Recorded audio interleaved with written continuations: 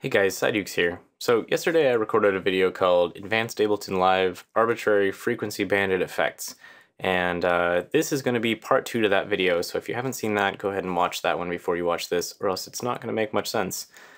Okay, so I didn't really think I was going to be making a part 2 to this, but it turns out that there are more things to say, and an awesome new thing that I've discovered. So when we got done with everything last time, what we were left with was this effect rack, which the major thing that's a downside about this is the fact that we have two EQs. And we have two EQs because we needed to have one for the EQ'd version and then one for the inverted version, but it actually turns out there's a way to do this without having two EQs. It's just kind of using a weird sort of hack. You'll see what I'm talking about in a minute. And obviously not having two EQs is going to be way better, because it means if we want to do really complicated curves with the EQ, we don't have to keep duplicating them to the other one every time we make a change. Okay, so let's start over. Okay, so we have an EQ8, and we're going to group that. So now let's think about what we want to do here. We want there to be two different bands, so we'll add an audio effect rack and we'll add two chains. And the first one we'll call EQ'd, and the second one we'll call opposite.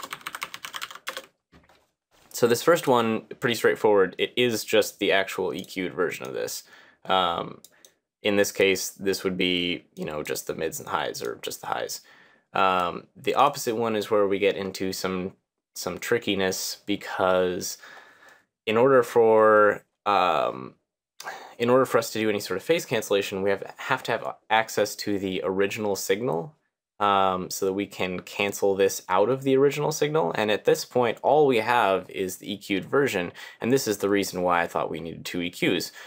But we don't, because there's this cool thing called a compressor, and the compressor isn't the cool thing, it's the fact that you can sidechain a compressor. And so we'll go ahead and do that.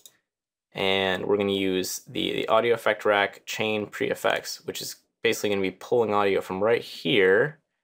And then when we turn on audition, it's actually going to replace whatever audio is coming into this with that audio coming from right there. So there you go. We have access to the pre-EQ'd version of this now. And so all we have to do is group this thing and add another chain and invert that.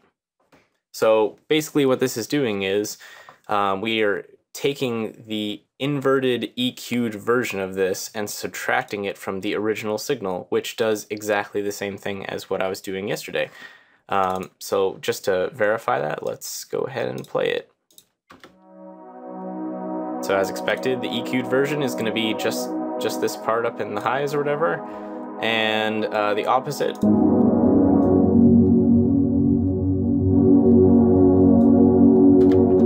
is everything else. And we can verify this again to try, we'll just do a phase test. So we'll throw another chain in and we'll phase cancel it out.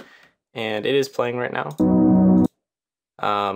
In fact, we can even prove this way that you can do anything with this EQ, and it doesn't matter. You can even go positive. None of this matters as far as the phase cancellation is going to work, or if it's going to work or not. You can have any curve you want, and this works without having to adjust anything else. So,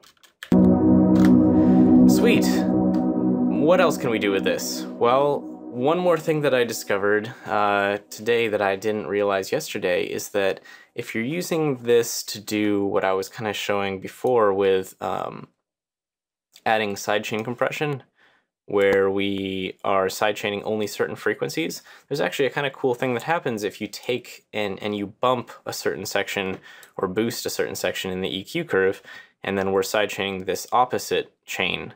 So I'll show you what happens with that. We'll go ahead and sidechain this drum rack again, and we'll drop this down for now.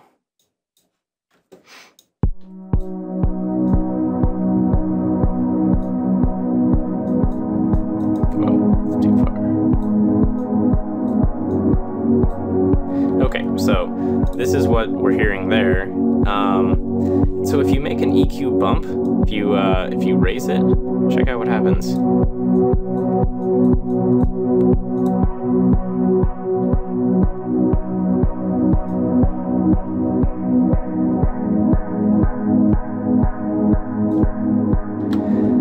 So basically what happens is when there's a bump in the EQ and you sidechain compress this opposite chain, it's actually adding that only when the compressor is clamping down.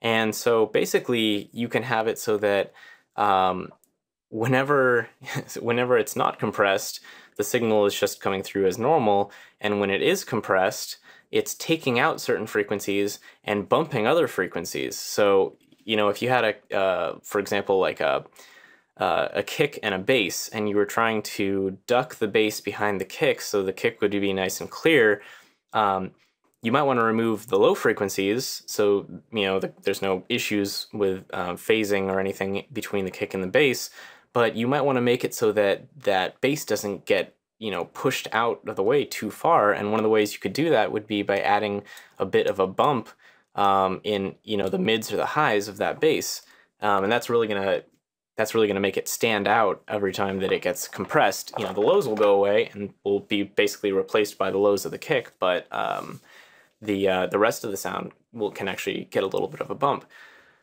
So anyway, that's all I wanted to share. I'm going to take this audio effect rack and make it nice, and then I will link to it in the description of this video. So yeah, have fun, and let me know if there's anything you want me to do a video on in the future, any like subject you want me to cover, or any questions. I'd be happy to answer.